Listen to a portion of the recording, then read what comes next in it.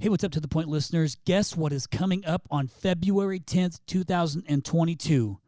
Rhino X. The second time we've had the event. The most exclusive home services event of the year. Our keynote speakers are industry legends. There's 5 of them. Mr. Ken Goodrich, CEO of Goettl. Mr. Ken Haynes, CEO of Wrench Group. Leland Smith from Service Champions. Those 3 are coming back, but we have a couple additions. Mr. Dave Geiger, the beast from the Northeast, is coming in from Horizon. And also Mr. Terry Nicholson from Praxis S10. It is going to be a lineup like no other. The best of the best in the same room. Now stay tuned because we're only allowing 50 guests at this event, and registration will open out sometime in the middle of this month. So you got to pay attention to the page. But we're also going to have 2 headline speakers to be announced later. One during the day, one during the night. Now enjoy this podcast with my man Ken Goodrich, part 4 of the 7 Centers of Management Attention. Enjoy. This is To The Point, a Rhino experience. Voted one of the top home services marketing and operations podcasts. Cutting through the bullshit and getting to the point. Hey, what is up, To The Point listeners? It is your boy, Chris Yano, the host of To The Point Home Services Podcast, along with my man, Mr. Tall Paul, who's rocking a mustache today. My co-host. How you doing, bro? I'm doing well. I got to admit, man, this mustache it's about 3 or 4 days old, and I don't know if it will make it the full 30 days, but I'm going to do my darndest to raise awareness for men's health, which coincides with our guest today, Ken, who's my partner in crime and getting people to get moving, get HVAC guys moving and losing weight and getting healthy. So it's a big month. I must ask you a question. See what I did there? Yeah. Pretty good. How's it look, by the way, the mustache? Awful. Hey, let me throw the whole like I have been a proud, clean shaven guy all my life. Now I got this old man beard. Been rocking the beard, and I'm uncomfortable with it, but my wife, likes it. Yeah. So you keep it. She's got new man, George Clooney-ish, I guess. I mean, What she says. But anyway, I feel kind of dirty with it. I feel dirty with a beard. How do you feel with your mustache? Well, he for sure has to feel dirty. The thing I'm struggling with the most is that my wife, who seems to be up until this point a pretty sensible person with good taste, she likes it, and that part is weird for me. I'm like, what happened to you in your childhood that you like someone who with this dirty mustache on their face? Like, get out of here. Go get some therapy. Well, I respect your decision for growing the mustache and keeping it. Thank you. I cannot wait to see what this thing looks like as we go through the month of November. It's going to be good. Probably going to look a lot like it does now. Well, I'll just keep mine just for the sake of Movember. So that's your excuse. Yours actually looks good. That Paul's mustache does not look good. Sorry, no. Corey, but Paul, listen. Yeah, it's going to be brutal. Anyhow, it's going to be Danny Tanner with a mustache. That's what it's going to look like. Okay. I'm going to go ahead and get into it now. So listen, we got my man Ken Goodrich back on the episode today. KG. CEO of Goetl. Also author of the E-Myth HVAC Contractor. And he is back for part 4, the final series of our 7 Centers of Management Attention. We've been anxiously awaiting to get you in here to get this thing done. So even though it is November 3rd, and we're just now recording this, we're posting it next week. So if you missed the first 3, part 1 was episode number 81 on leadership and management. Part 2 was episode number 85 on money and marketing. And part 3 was episode number 89 on lead generation and lead conversion, which we did live at Service World Expo, TP. That was fun. Good times. So this is part 4, and that is client fulfillment. You ready to get into part 4 on client fulfillment? I heard that's a pretty important part of all this. It's a big part. Let me say one last thing on the other day. Thank you. I wasn't done yet. Yeah, we're not going there yet. I haven't decided yet what the new plan is, but I always try to beat the last plan. So it's got to be at least 999, a 999 right days, right? And then the next deal's got to include a B, right? Basketball. That's the bar. That's the bar. So Billion. before we jump into the last center of management attention, what does the Goettalization of North America look like from here on out? And is it just North America? I haven't thought really that much further. I thought, it was a kind of, I try to put really big goals out there and figure like, well, if I get halfway there, I'm doing pretty good. That's how I do it. But, right. So we have a plan. Our initial plan is we want to, cover the Sun Belt, right? It's a lot easier to do business, air conditioning business where it's hot. I'd recommend everybody consider that. Well, hot, cold, humid, right? But, so we want to carry that Sun Belt out first. And then I don't know from there. Right now, my mission is coast to coast, fill in all the major markets on the bottom of the U.S., all the way up through Florida. I don't know about the other parts of the world. Those are foreign countries to me because I'm out here in the, where the desert. I'm out here where the enlightened people live. Hey, shout out to all my northern market 90% gas furnace people. I see you. I know how important you are, and I know how good and profitable that business is. So don't let those Sunbelt references scare you. I don't know what I don't know. So I could be missing the whole mark here, but I do what I do. Australia has a lot of similarities in some areas. I'm just throwing it out there. And we're putting back. it out there. Just putting it out there. Okay, hey, can I move forward now, gentlemen? Yes, congratulations, Ken. We're cheering for you. Thank you. Appreciate it. Excited. And it's cool if you want to extend me some sort of like offer, be a part of that. I really appreciate that. Just throwing it out there on the air. No? Okay. All right, your silence is very reassuring. Okay, part 4. We're good? Hey, listen, Oh, boy. I got to buy myself a better class of friends then. If that's what it takes. You had more fun than you've had in a long time last night. That is true. That is Thank true. you. Exactly. I could tell. Okay. Part 4, 7 centers of management attention, client fulfillment. KG, what does client fulfillment even actually mean? So this is like the simplest question. It's a broad term that Michael Gerber created when he wrote the book, The E-Myth, but it's really about delivering what you promised the customer, right? The work, delivering the work, fulfill the contract, fulfill the obligation. And so for what we do, for the work that we do, it's install the system, do the repair, put in the ducts, put in the water heater, it's doing the work. Question for you. Would you say that like even just as simple as the CSR answering the phone be considered client fulfillment? Because think about it, if a customer is calling in trying to do business, that person's answering the phone, they're still trying to fulfill their job of trying to get that customer in and booked. Would you put that into it, or are you just talking like the technical side of it? No, I think that's part of it, and you tie all these systems together. I kind of look at our customer experience people, our CSRs, as a lead gen. Got it. But once the job has been booked, then the CSRs kind of flip into the client fulfillment side of it. And so when you look at your systems, there's going to be positions that are involved in various systems, not just their one type. You follow me? Yeah. Yeah. So that's for instance, accounting is involved in every system. Yep. Yeah. So I was just trying to figure out, like, for my sake and for the listener's sake, on where does that start? In your opinion, where does client fulfillment start in the process? And it sounds like it starts at once it's booked. Once it's sold, once it's converted to a sale. Got it. That's when client fulfillment. So we're past book, we're in the home, it's sold, client fulfillment starts.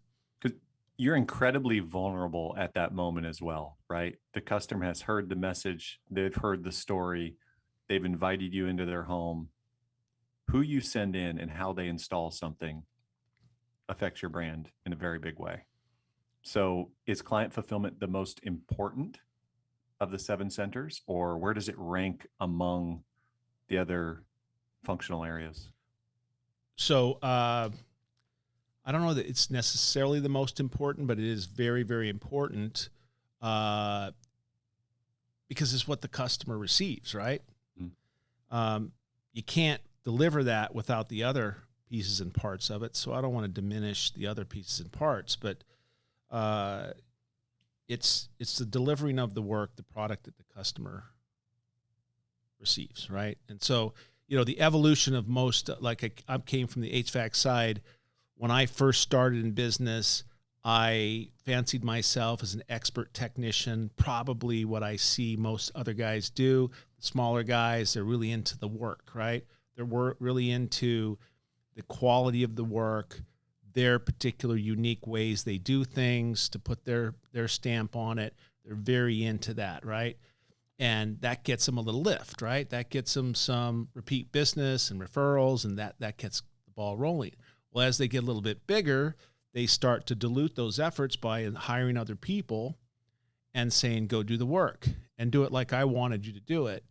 But there might not be a system to do that. So as they continue to grow, their work product begins to decline.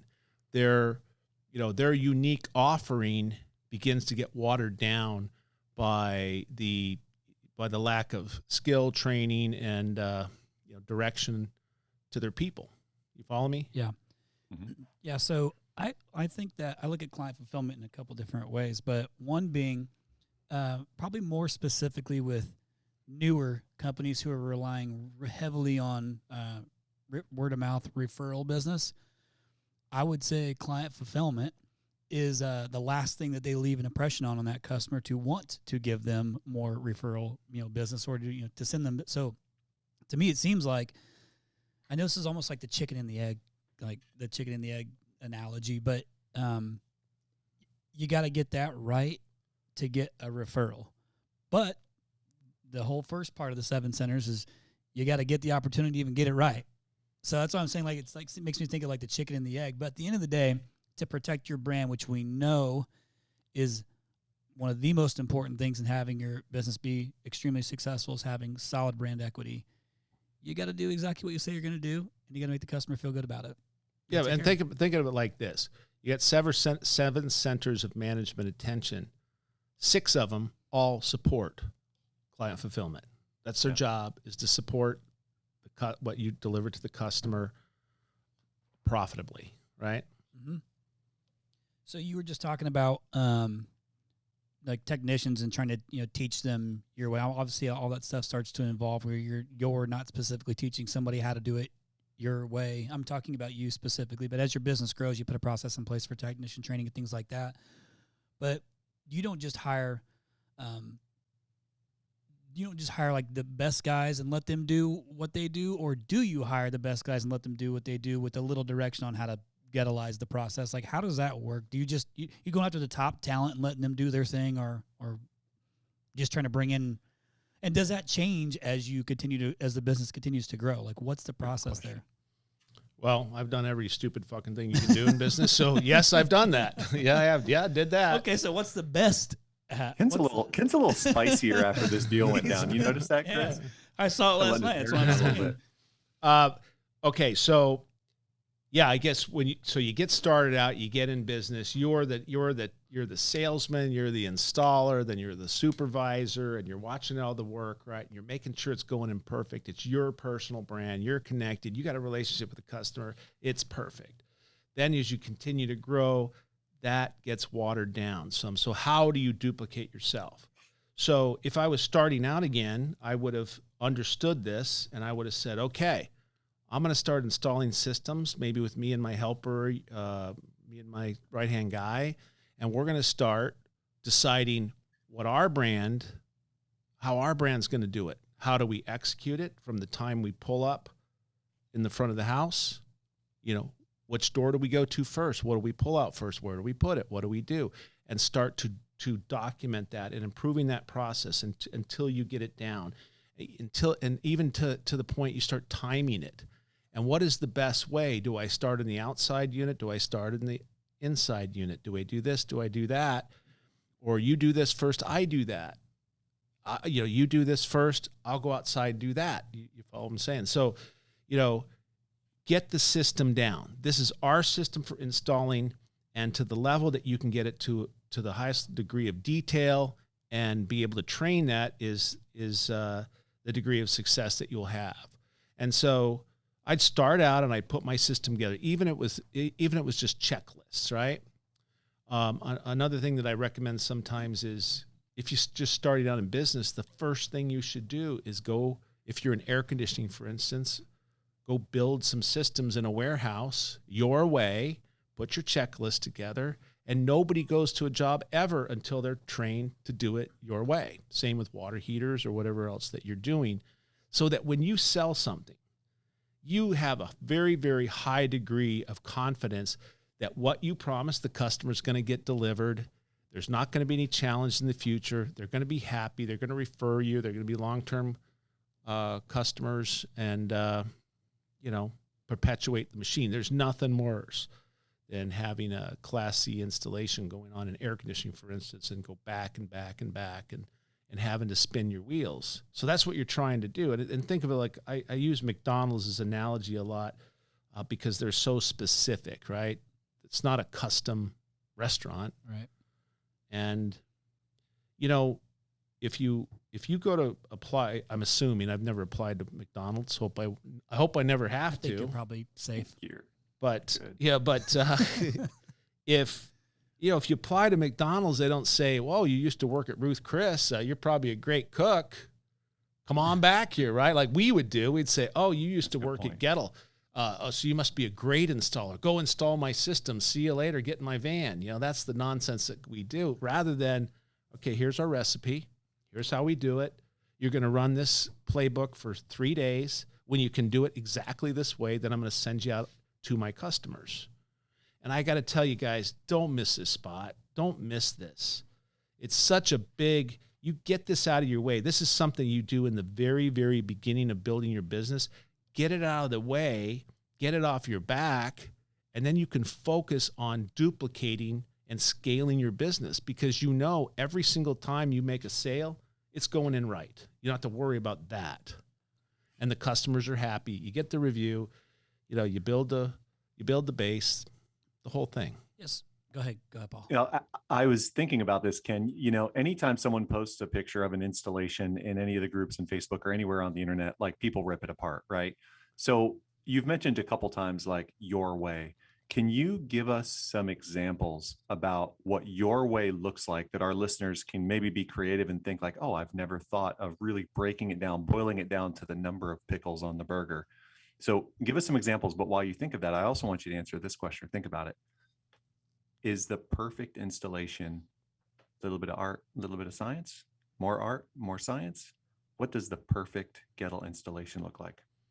Well, it's both art and science. I mean, we use all the latest diagnostic tools to make sure that we commission the system properly, right? And we're delivering a system that runs at factory specifications. Okay, that's our goal. I've certainly done it wrong before where we just go put it in and hope for the best. But today we've got it to that level where we commission the system when we're done.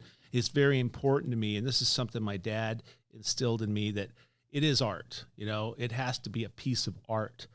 And so, we're cognizant about things like making sure that the screws that we put in are properly spaced, like a race car. I know you're a race car guy, right?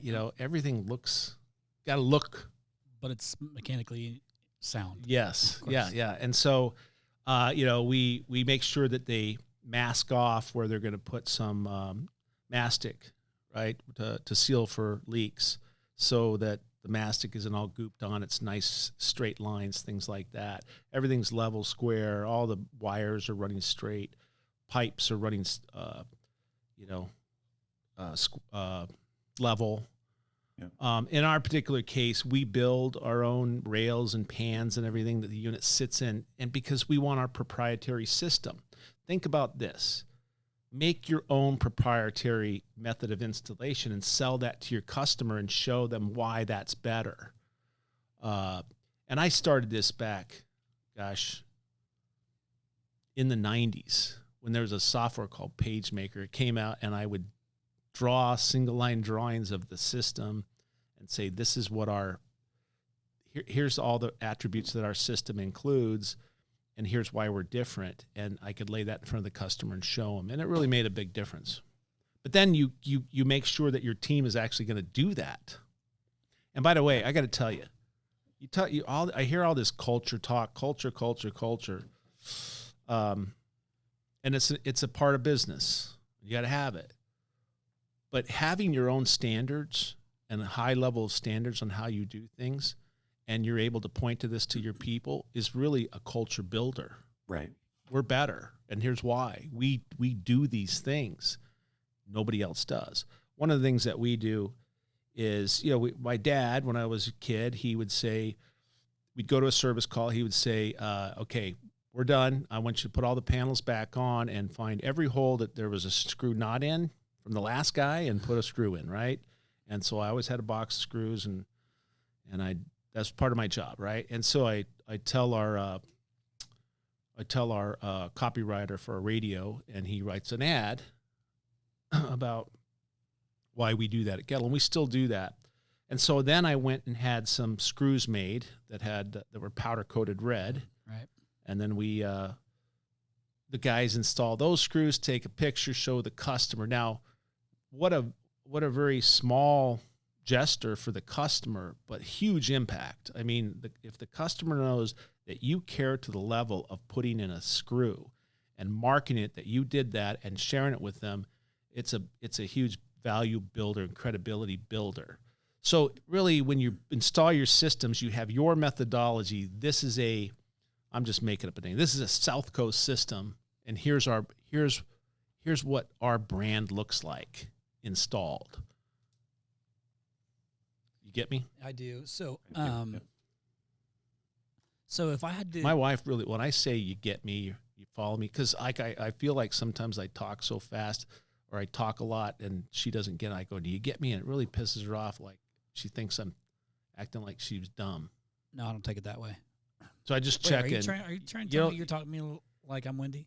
No, but I just want to know. Like I'm thinking, if she thinks that, I'm just wondering if you Could argue think that. that. I don't. I think just no. want. Are Actually- you with me? Like, No, actually, it's a good. do I indicator. need to explain myself? No, you do not. It's actually a good indicator to let me know you're done, so I Okay. can move on. All right. So it works out really well. Yeah.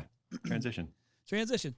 Yeah. So what I wanted to ask is to simplify this. Like you've certainly had time to build that whole process out and the things you've done. Now, when you're with your quick question before I go on, when you were doing this with your dad when you were a kid, this is going to sound silly, but I got a point.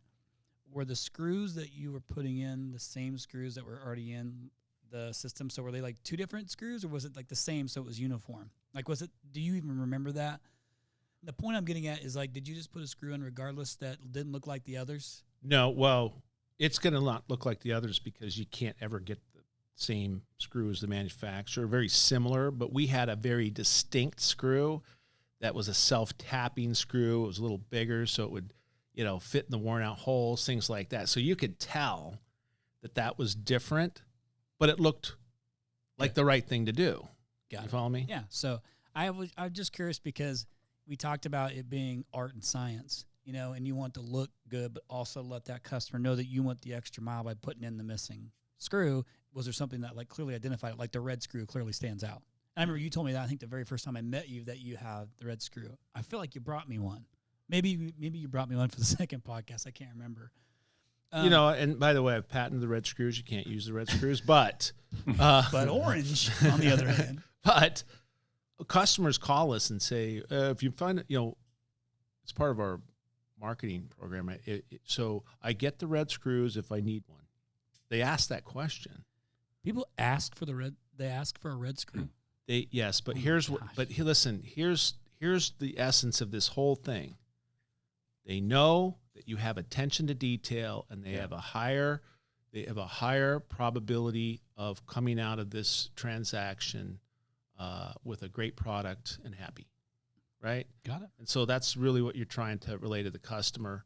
By the way, as you get your process down, think of it like a professional sports team, and they are practicing a play over and over and over till they just got it into their muscle memory and their DNA.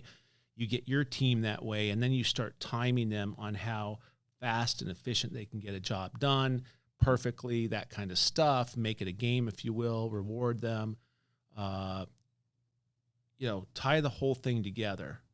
But listen, just going out and growing and saying, I got to hire some installers and putting any bolts in a truck and hoping for the best is a bad plan. So don't just find randoms and That's what I'm telling you. That's what most of us do.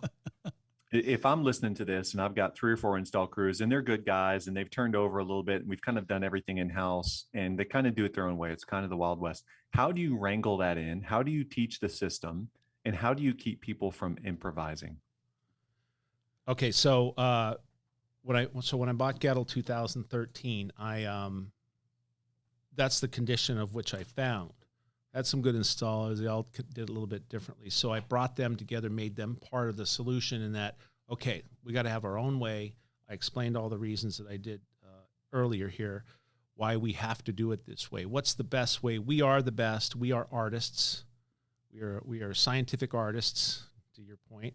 And, they help build the system. So we built the systems up, and then we took pictures of every view. We said, okay, now we're going to go to market, and our quality control at first was you take these, I don't know how many were there. Started with 7 pictures. It's gone up to like 25, I think. But you go to these 7 pictures. These got to be taken, approved by operations and before you leave, including, the pressure, static pressure, all that stuff. And we started there. And as that went on, and I was personally involved, I would look at the pictures. And as long as I said, I would tell them, hey, go back tomorrow and take your fingerprints off the wall where the thermostat was, Got it. Once I got that kind of going and they kind of figured it all out, then I started saying, call them artists or beautiful work. And it would be kind of a copy to all email.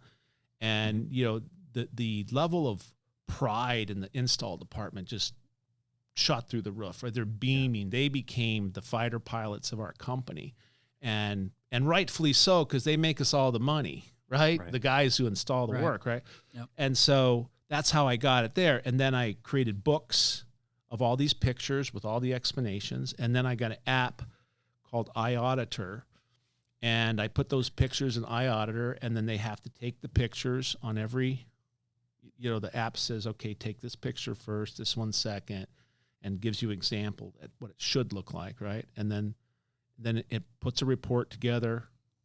Management checks it before they leave, and that's how it went.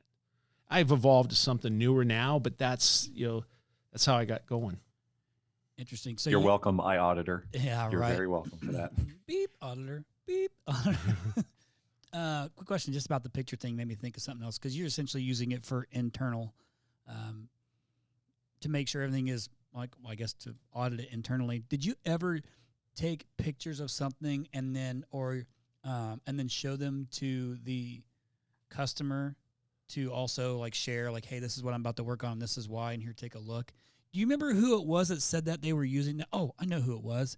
Another local guy here in Phoenix would take pictures of stuff and then go out and use it as a tool to show the homeowner, but also they did the same thing to try and audit the performance of the technicians too well, but they were using it for both. Mm-hmm. So they're using it as part of the sales system to say, hey, Mrs. Jones, look, this here's what we're going to fix and this is why. So it wasn't just them saying it.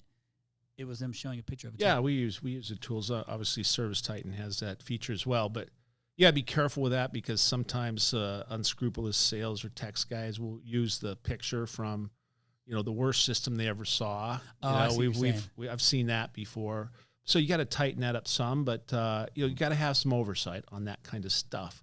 But yeah, it's a very, very valuable tool. And I got to tell you, when you're after a job, you're done with a job, and you send the customer, iAuditor has a report function. It has all the report. It looks like a nice report. Mm-hmm. You send that to the customer, or even you just send the pictures through Titan, which is a typical routine. We get such high marks from our customers for doing that. They just feel like, wow, these guys really went over and above, and I got a great system. It just gives them a level of confidence. Quick question. So I want this for our newest listeners that are maybe just starting to get into business or considering getting into business, or that are still even just a year or so in, really, really new, because we have quite a few that listen to this, for advice from guys like you to help move their business forward quicker, more efficient, more process driven. If you had to give the basic, like key elements of a client fulfillment system, I'm talking like the basics. What would that be?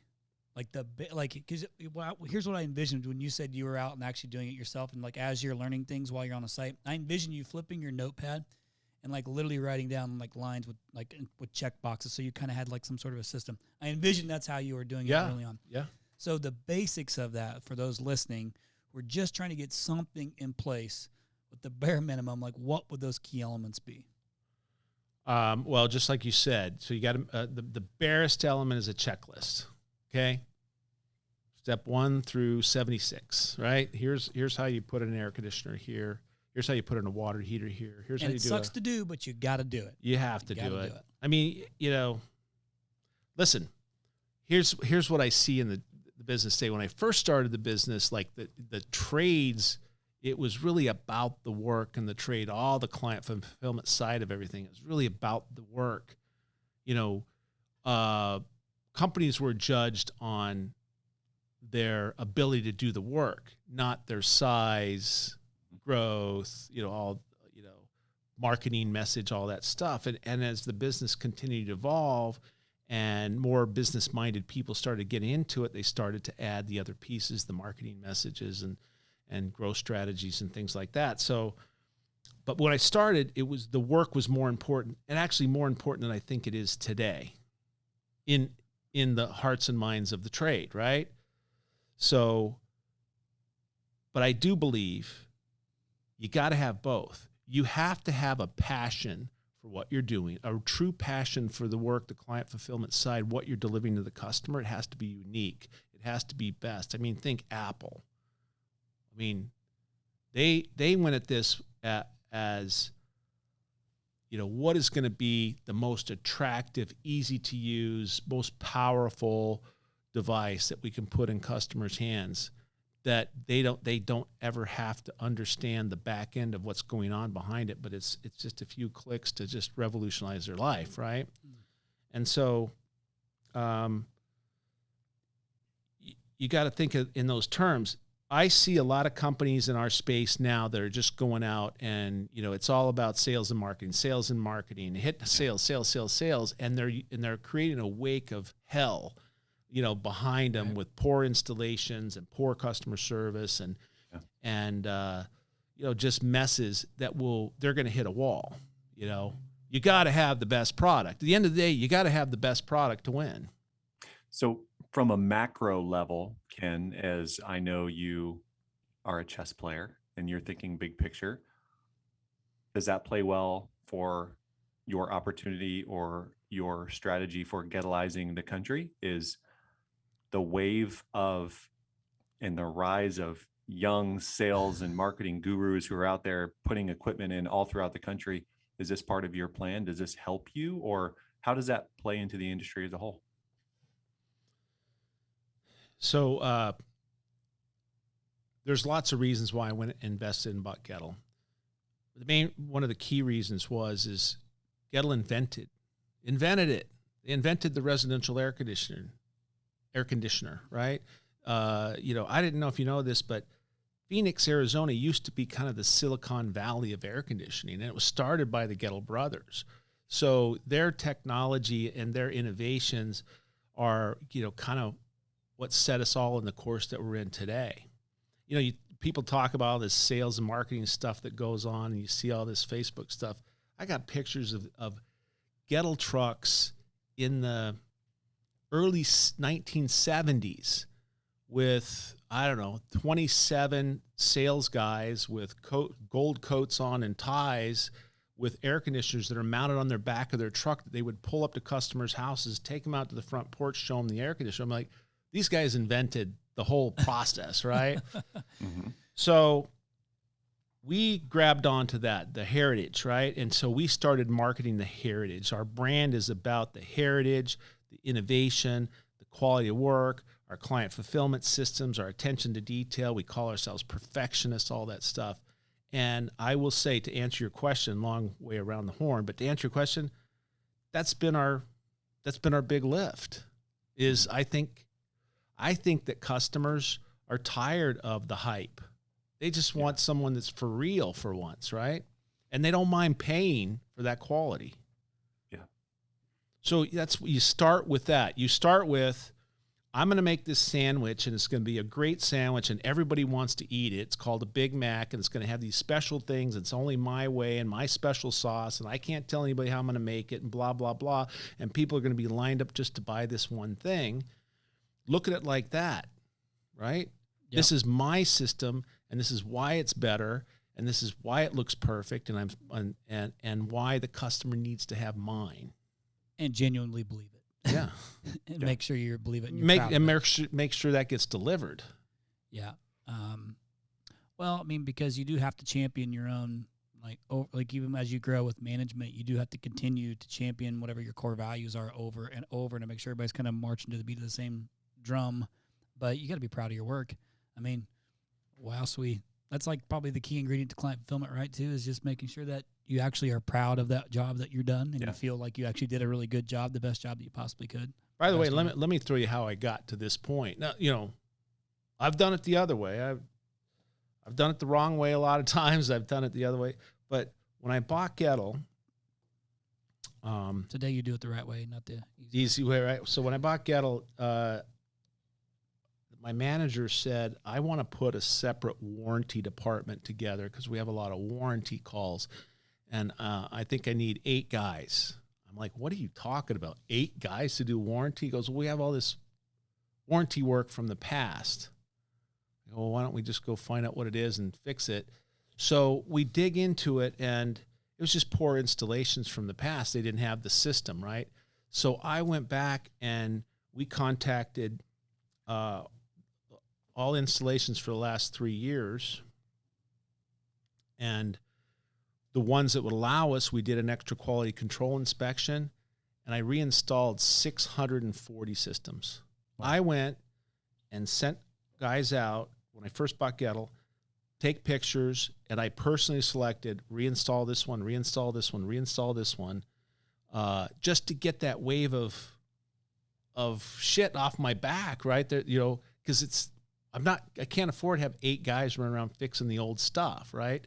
So we went and made the investment, fix all that stuff, got it off our back, and that's how we created our client fulfillment system, our quality control system, our total installation system. 640 systems. Good yeah. grief. Yeah. Did you wonder what was going on beforehand? You had to go out on 640 systems? Well, you know what? When the guy, well, here's the guy. When the guy told me that,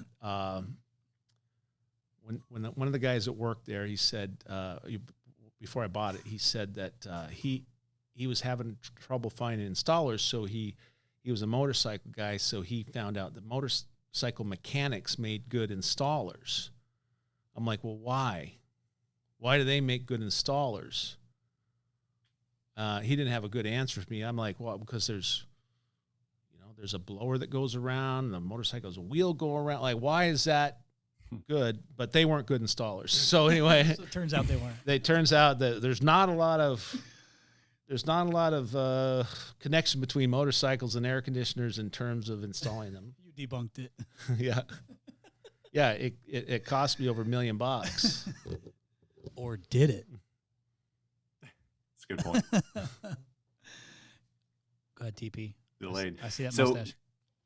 Let's talk about kind of structure and teaching and coaching and getting everyone on the same ship as it relates to installations, client fulfillment. Do you do this through creating a school? Do you have where does the schooling element come in? Do you have to have some sort of department like that? Who are the people you can outsource this stuff to? Can you? All the above. You don't have to have a school. I just think that you need to understand, if you're going to be in business, your business is a school for your employees. So first and foremost, you got to make sure that either you have in-house or a resource to get them trained on specific things that you need them to do and how you want them to do them, or, it's just impossible. You put yourself in an impossible situation to try to run a business. when you're trying to conduct business with people that don't know what to do, right? Mhm. So, we went out and made the investment to put a school in place. Prior to that, what I did was I went out and found some schools, and I first just made sure the curriculum they had kind of aligned with mine. So when we hired students from there, the transition with our team would be easier. Then I got to the point where I said, okay, I paid a school to say, okay, we're going to have these extra classes, but I just want you to teach the Goettl way after they get through this. Teach the Goettl way on these, 9 things, right? Mm-hmm. And we get them out of that, and we'd start there, and we'd start holding them accountable. And the core team would, work with them through their indoctrination process. So I've done it that way as well. There's all kinds of creative ways that you can do this without having to go and create your own school. But you got to have a key focus. Like, if I'm going to hire an employee, how am I going to get them trained? How am I going to get them trained my way before I put them in front of my customer and take a risk of losing or upsetting the customer, right? So there's lots of schools in all kinds of topics, from the management side, from the clerical side, from the accounting side. There's all kinds of resources. I don't know if you ever looked at like LinkedIn Learning. There's a lot of great stuff there. Service Nation Alliance, for instance, they have lots of videos on management and accounts payable and this and that you can get some education. Just something to make sure that you're doing some sort of training and make sure everyone's heading the right direction. And I'll say this. For installation of air conditioning, ACA has the most comprehensive installation of air conditioning system there is out there. It's beautiful. It's great. If you just did that, you'd be the best in your market. Go get it and just start using it, and you're done, right? PHCC has all these resources for the plumbing side. Again, there's standards and how you do it. And you just take that stuff and adopt it, make it yours. Shout out to all those organizations. Right. You're welcome. Well, The and Ken effect. speaking of organizations, we sent over one of our leaders to MAPS. Oh, you did? He's there right now. Oh, He's over in good. California, yep, doing that. So thank you for that referral to make him a better leader. I would say that I'm seeing more and more individual companies creating their own schools. And I might maybe using that term loosely. It might be more of training than it is a school, but they're trying to make it a school. But I've seen some that are really progressive and kind of creating their own school. And I'm talking like bringing in people who have zero knowledge and then trying to train them in like a 4-month probably hammer it. And then there's got to be ongoing training because there's no way you're learning all that stuff in 4 months. But we're seeing success with it with some of our own customers, which is great because now there's no longer this, hey, pause your campaign because I don't have enough technicians to run the leads, which is obviously great for business. But I say that because I'm seeing it more and more. What I hear you saying is, well, some people can't even do that. They're not ready to do that. They may not have the skill set to do it or the money to do it or whatever it is. They're not ready to do it yet. So there are alternative options that you can do and lean on that until you can create your own school. Do you think that's the best thing that you should be at some point in time? Do you think like, hey, the best way for you to be successful to bring in your own tech, especially with the shortage in skilled technicians, is to create your own school? Or even if it's like a minor training program that you have where you've kind of got a process in place for it, do you think that's better than the alternative? Yes, absolutely. Yeah. It's just hard to do. And you got to have the bandwidth to do it. Lots of factors. But it's not, just do something. How about that? Do something other than just, hire somebody, put them in a truck and hope for the best. Right. That's not a good plan, right? It's not good for client fulfillment. Yeah. Like I've done things like you get some old guy that's been in the industry all his life and he's retired and he doesn't have he has physical limitations. He can't do the work, but he just wants something to do and he's on Social Security or his military retirement or something. And you say, if I make any money one day, I'll give you some, something, just show up and help me. I've done that and that works. You just have to know I cannot put an employee out to talk to touch one of my customers until I know they have some level of competence that I approve. Because that to protect employee- my brand. That employee is a rep, and that employee is an example of you. Yeah, I'll never forget this time. I don't know, 25, just started my business, and I did I did exactly what I'm telling you not to do. I hired a guy, sent him out, and it was just messed up a customer's home some way, and the guy came over and he said, Ken, your company is only as good as the weakest link in the eyes of the customer, right? So if the customer sees one bad guy, but you have 50 great guys, but one guy comes to their house, in their mind, the whole company's bad. Mm-hmm. And that really resonated with me. You got to be very, very careful about this. We're not, in what we're doing, because we're home service contractors, we're in people's homes. We're not in construction. Construction can be a little more raw and, less sensitive. You follow me? I follow you, Ken. Okay. A little less sensitive. That was very PC. A little less sensitive. You follow me, Wendy? Follow me, Wendy? Oh, boy. TP, you have anything else before I start to close out? I just want to know what the next 1,000 days look like. And you can tell me about each of those days, or you can tell me what it looks like 1,000 days from now. Well, day one. I got to decide. What the mission is. I figured I'd get that. I feel I'm going to work on that on the 15th.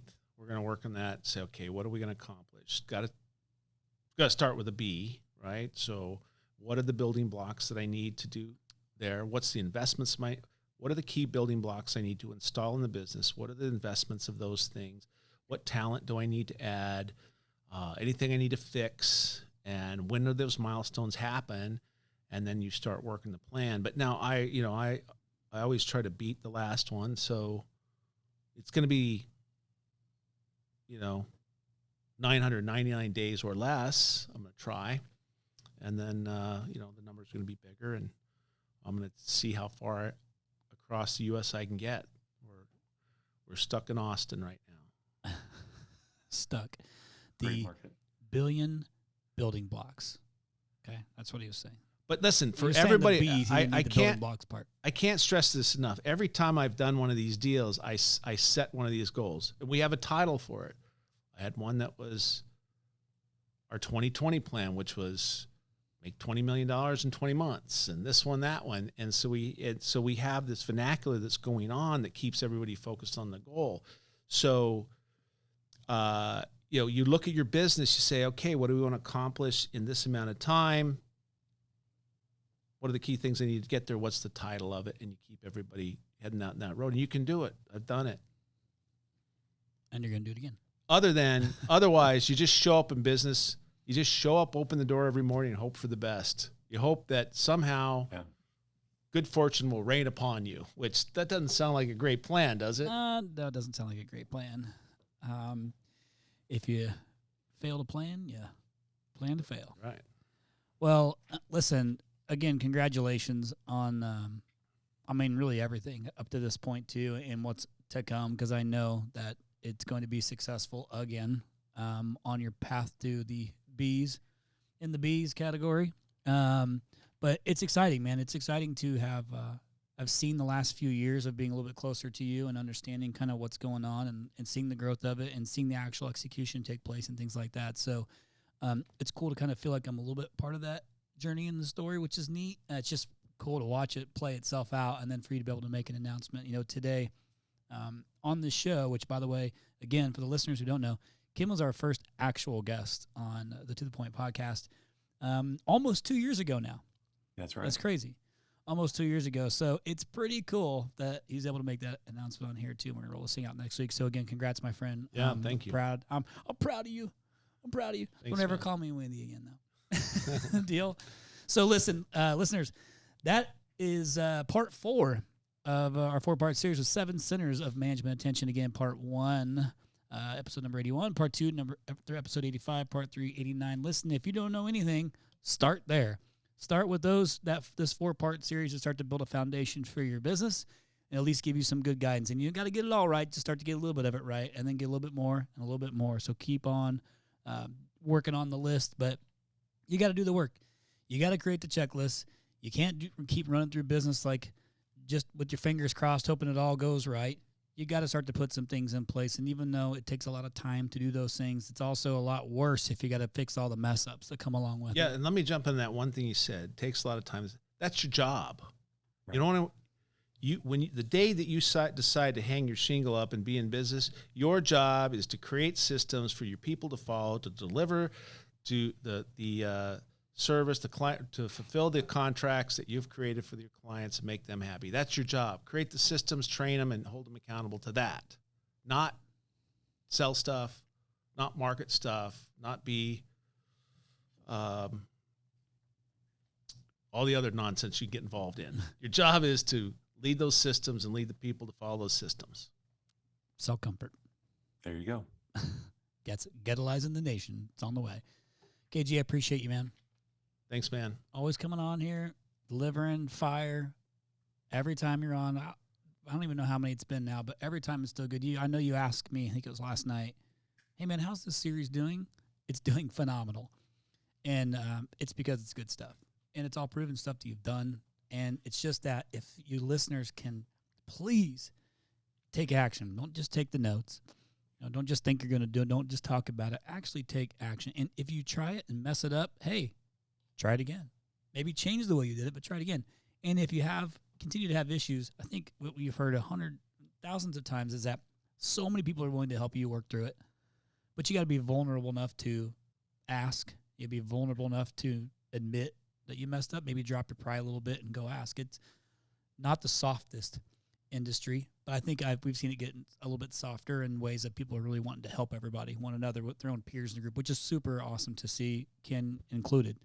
So it's been neat to see, isn't it, Paul? Like, neat to see not only Ken like kind of shift over the last 2 years, like the changes that have happened to him, not just physically, but like his whole like energy, and like it's been really neat for me to witness it all and be a part of it, and it's genuine. So I'm excited for you, man, and I'm excited for what's next for you. And listeners, hopefully, again, you take notes and you start to put them in place. I promise you, if you take the things that Ken has taught you on this podcast and put them in place and do it again and again and start to create these systems and processes, read the damn book, The E-Myth, HVAC Contractor, if you need to, and then study it, highlight it. Ken read it like 452 times. I might have exaggerated that. Point is that read it. You just reminded me. I just hired a coach for my business, a software coach, and he refers back to reading the book to getting his start and getting his life together at 20 years old. Love it. That's what I read at the beginning. E-Myth. So again, Congratulations, man. And listeners, again, man, we are so grateful every time you listen to these things and you leave reviews for us. It makes me and Top Paul so happy. And even the listeners that are a part of that particular episode, they love being mentioned in it too. But we're just grateful. Obviously, continue to share this stuff amongst your peers, whether across the United States, Canada, Australia, wherever. We actually have, those are our 3 top countries that we're in right now, with Australia really on the heels of Canada, which blows me away. Our listeners, pretty cool. We need Canadian guests. We need to make that happen quickly. I like talking to the Australian tradesmen because they have such proper English, right? It's like you're talking to a dignitary, but they're a plumber, right? Yeah, it's interesting to me. Like they speak so well, and so if you have an accent, you already get like a 1-up. No, you're already cool. You're already cool. It's not even fair. So, like normal, I will go ahead and finish with a review that a customer had left for us, or a listener left for us, and this is from good luck with that. My goodness, Mr. or Mrs. Murphy. Iffy Jean, I think that might be it. Iffy Jean is not my... Really, Paul? Iffy Jean Murphy, thank you so much for your 5-star review. It says, great info week after week. I'm not a client. Oh, so they're not a client, just a listener.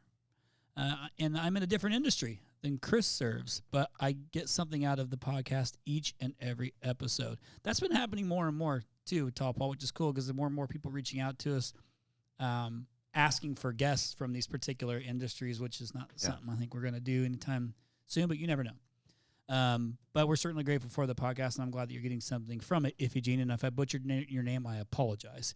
If I did, it's because that's how Paul told me to say it. If it's right, it was totally think you did me. great. Thank you very much. And listen up. Rhino X is coming, and KG is going to be there again. It's going to be in February of next year. So the benefit of Rhino X that I've tried to stay, even as we're going into the second one, is to keep it small enough to be intimate and comfortable for somebody to approach you and spend time with you. I mean, think about how much meaningful time you get to spend with contractors of all shapes and sizes at the last one, because we kept it small. And you can see some of the people like Amanda Triolo from Grasshopper kind of make these big leaps and bounds, and she's like, hey, you sat me right next to Ken Goodrich. You got to spend time with Ken Goodrich, and she took some of the things you said, went back and implemented them in her business, and she's kind of on a rocket ship. That's pretty cool. Yeah. That's I pretty like cool. that. And that's what we want to continue with it by keeping it small.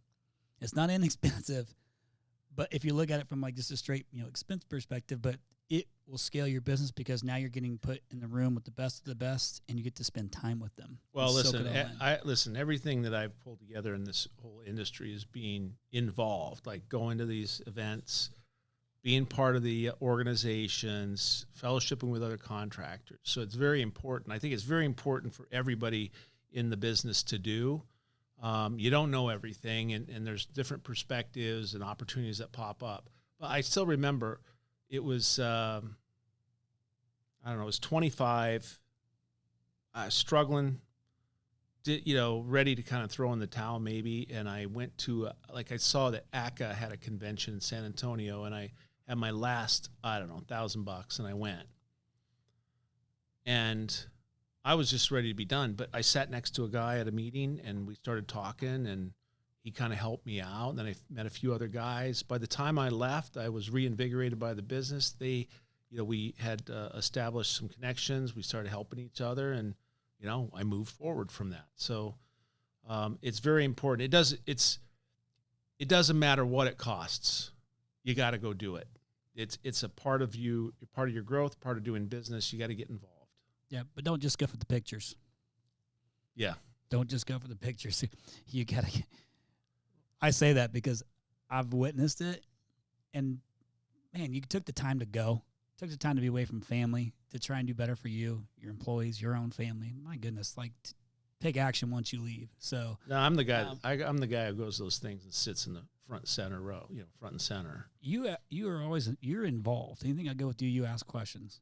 You just don't look like you're very happy until today. Actually, yesterday. As of yesterday, he sits in these meetings and smiles. That's how my face looks. I don't know. It's like a dolphin. Like a dolphin looks like they're smiling, but they're not smiling, right? Resting KG face. Okay. Let me go ahead and squash this thing. We're 60 minutes, a little over an hour into it, too. This is it, man. This was the end of the 4-part series. We got it done. That's a wrap. Well, all right, man. We got it done. Hey, and I hope we kind of gave the team a whole overview on how I've looked at it anyway, and organize and compartmentalize challenges, and that's what I did. Not saying it's the only way, not saying it's the best way, but that's what I did. It's a way that seems to be okay. Seems like it might have worked out just fine. Yeah. Awesome. Well, listeners, man, we appreciate you all so much. Again, go ahead and I'm sure KG would love to hear a little review from you. If you send it over, we'll make sure we send it over to him, so that way he can check it out. But we appreciate you so much. Tall Paul, unless there's anything else from you, I say it's time we bounce. You ready? Thank you both. Listeners, Let's we do appreciate it. you all so much. KG, thank you so much. Until next time, we'll see you.